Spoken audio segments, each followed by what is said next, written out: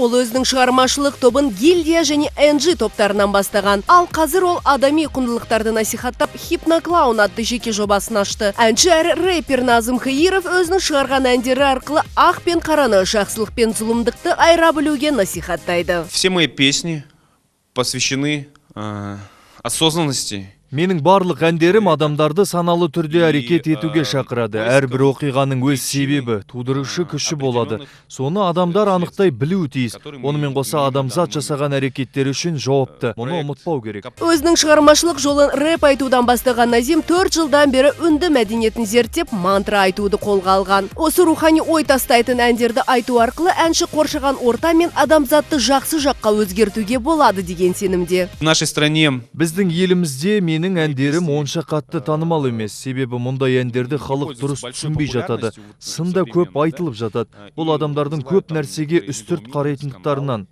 Егер олар іштей көптеген өзгерістерге дайын болса, мүмкін менің әндерімді де түсінер. Назим «Сказ о розовом зайце» фильміне саундтрек жазған. Оның сценарий жазу қабілеті де бар. Бірнеше фильмдерге де түсіп үлгерген, бірақ музыканы ол еш уақытта тастаған емес. начал работать сольно. Мен Наз лақап атымен де өнер көрсетіп жүрдім. Бұл Гильдия тобынан кеткеннен кейін болды.